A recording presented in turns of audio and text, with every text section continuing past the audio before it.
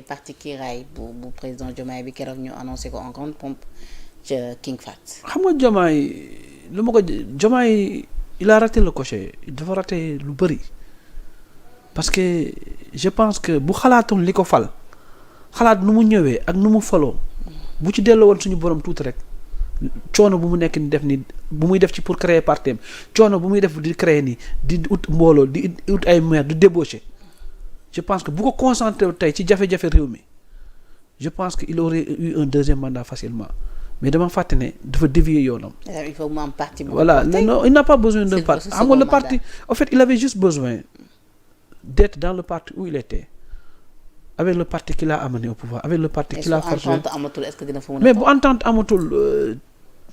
ñoom ñoo la porté xam nga Pende quoi qu'on puisse le Pastef qui a porté Diomaye au pouvoir qu'on le veuille ou non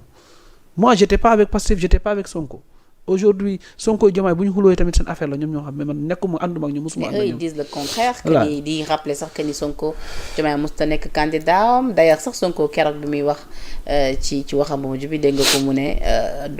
bu kenn waxu ko joxañ ndax kenn musu fi joxañ kenn ñu bëri sax ni kon dans ce cas là xam nga man moom avoué na boppam sa xam nga man le protocole bokk naa ñi njëkk wax ñi ci njëkk a dem garde à vue. Macky Sall bu fi nekk jour bu may xeexee Ousmane Yara était avec Abbas Fall maire de Dakar dans le bureau de Macky Sall donc le protocole bi man li ma ci xam dafa bëri. Diomaye dafa use Ousmane loolu duma ci dugg mais ku ci nekk ci ñoom doon nga waxtaan ak Macky Sall. ku ci nekk ci ñoom mais am na ñu ne Diomaye jotu woon amul accès ci Macky Sall. Diomaye amoon na loolu accès ci Macky Sall parce que Diomaye ku mu doon yónnee pour mu dem ci Macky Sall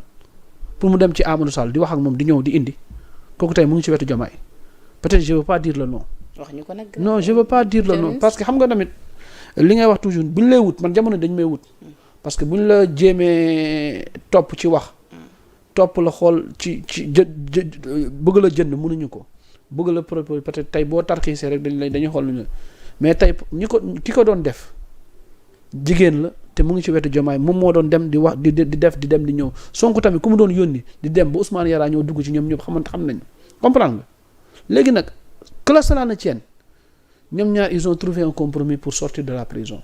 ñoom ñaar ils ont discuté pour sortir de la prison que cela ne tienne ñun lu ñu mën a retenir mooy Sonko bu mu génnee dafa ne man maay kii ñoom ñaar ñi ànd ci yor seen bale di wër Sénégal que cela ne tienne les Sénégalais ci loolu la ñu basé wu ba voté leen donc ñoom tey bu ñu xëyee def leneen wala wax leneen c'est qu'ils ont trahi les Sénégalais loolu laa gëm lu ñu mënti def wala lu ñu mënti wax lu dul liggéeyal Sénégalais lu dul dox ci soxla askan bi lu dul tey jéem a wàññi ceeb bi jéem a lutter contre la conjoncture jéem a tey man mi dëkk Kër Massar tey boo ñëwee tey diggante route des Niayes bi yëpp tey boo xoolee tey route de Pikine bi yëpp dafa yàqu dañ ko teggi ba Thiaroye dem ba Kër Massar tey ñu ngi gas yoon yi yëpp tey penda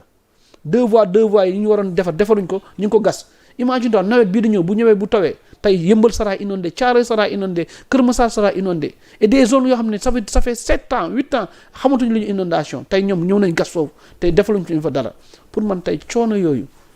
tey askan bi foofu la leen doon xaar mooy Macky Sall indi na BRT ba Guédiawaye ñoom ñu jéem a indi BRT ba Kër Massar Macky Sall yóbbu na TER bi ba tabax ba aéroport ñoom ñu jëm bu paree projet boobu ñu jëm ko xool lu ñu yóbbee TER bi Touba c'est ainsi de suite tey Macky Sall def na BRT ñoom ñu defar tramway mais du ñoom fekk nañu 300 partis politiques ñoom ñuy bëgg ko yokk à 302 partis politiques à 301 partis comprendre à 301 partis du ko lu fi méthode yi doon am te ñoom ñu ko doon sénégalais bëgguñu ko mooy méthode guerre méthode yoo xamante ne dañ ko jàppee guerre wala dañ ko jàppee chantage politique pour mën a teg dara wala pour mën a yooyu jikko yooyu sénégalais gisut tey ñun loolu lañ nekk di ñoom loolu lañ nekk di jàngal seen parce que pend nous les hommes politiques mais yow ni nga ko bëggee woon ça c'est-à-dire xam nga nous les hommes politiques dañuy ay jàngalekat lañu ay enseignants lañu mooy lan dafa am lu ñu war a jàngal suñu doom yi mooy ñin modèle la ñu war a doon mooy tey ñoom ñaar tax nañ ba tey xarit amatul kenn wóolatul sa xarit sax bu ngay àndal ça déjà ils ont créé des doutes ci amitié bi. est-ce que li dina tax ba beneen président de parti bu désigné kenn du ko lii dina tax tamit kenn dootul désigné nit ça c'est beneen bi lii dina tax tamit suñu doom jikko ji ñu nekk di gis tey mooy xasante bi daggasante bi weerante bi ci mbedd bi tey est-ce que sama doom bëgg naa tey mu taal TikTok est-ce que sama doom bëgg naa mu seetaan télé est-ce que donc pour man bu ñu ñoom jikko yi dafa xawoon yàqu ñu war ko mën a defaraat mais ñoom tey dañoo gën a xotti jikko yi. d'accord léegi xotti jikko yi xotti orma yi. mais ni nga ko bëggoon amewul noonu. d'accord léegi nag waaye teg nañ parti. léegi nag non teguñu parti composé parti. xam nga teguñu parti xam nga pour man. un parti gis nga nit boo yoree ngooñ booy téye ngooñ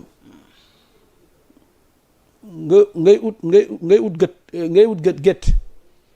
xar yi jàmbur yëpp yu nekk à côté dañuy bàbbeeku ñëw sa lekk sa ngooñ bi mais bés bu xar bu ne war a delluwaat sa kër misaal rek dañuy delluwaat seen kër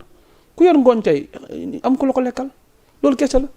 mais un parti boo koy fondé da nga war a boole ñu bokk idéologie. mais am na ñoo xam dañu xooluñu ngooñ bi de ñoom ki yor ngooñ bi lañ gëm. non gëmuñu amul ku gëm Diomaye tu sais xam nga nee naa la Diomaye malheureusement attanul Sénégal attanul parti politique amul nit lan la ko mën a xoolee ba fan ko ci. du ci xam-xam non may ma jëm dama ne communication ko nan la nit di waxee di naan ndox mënul sa attanul sax wax ba pare te naanul ndox donc ça veut dire que te kilifa ne Diomaye aussi je le dis encore je parle du protocole kilifa duñ ko gàggandi ci mbooloo kilifa du lekk ci mbooloo pour kilifa du naan ci mbooloo loolu c'est des choses yoo xam ne même yéen en tant que journaliste à l'école dañ leen koy jàngal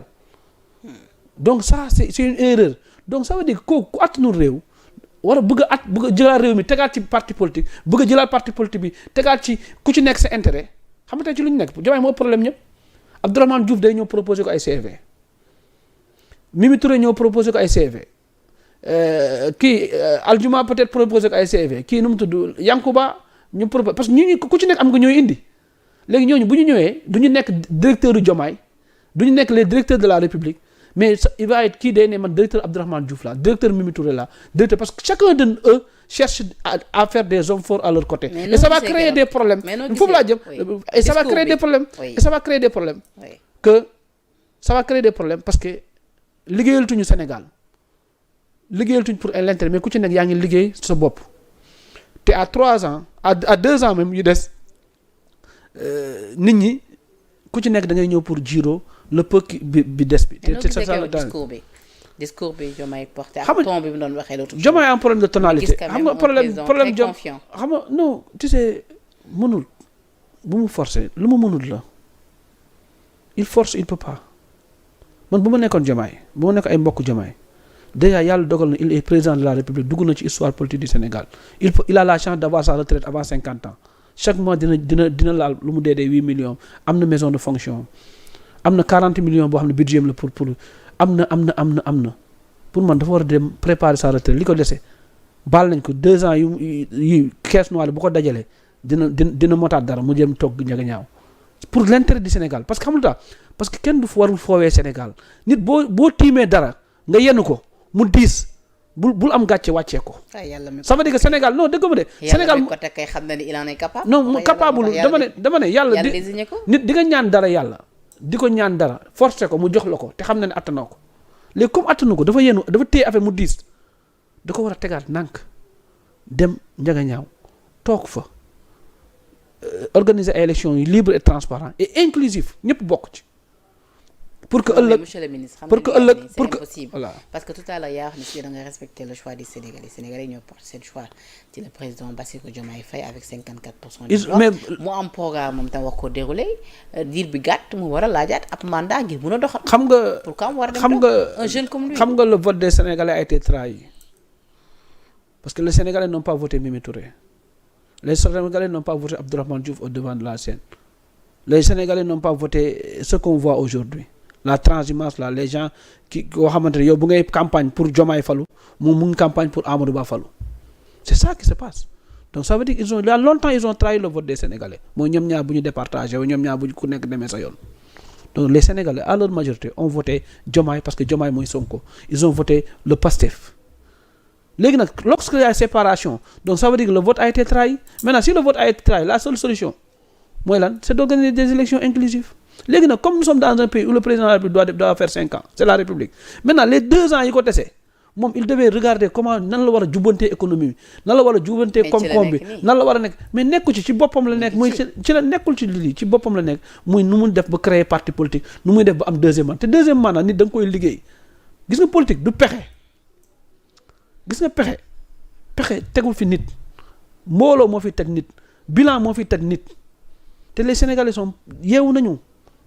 ci en matière électorale li nga diggoon sénégalais yi lu ci 2 ans yi doone non Sonko moo fi nekkoon parce que mënu ma ko def ça veut dire que aujourd'hui tous les 2 ans ñi waxoon ne ñoom Abdourahmane Diouf yëpp non Sonko moo ñu doon tere liggéey mais terewul ne 2 ans yi ñoom ñu ngi ci doon jot seen salaire ñu ngi ciy utiliser seen i budget Diomaye mu ngi ci jot caisse noire am Diomaye mu ngi ci utiliser avion présidentiel ci 2 ans donc ça veut dire ci biir 2 ans yi ñoom daanu ñoon fayeeku. tey sax parlant de l'avion présidentiel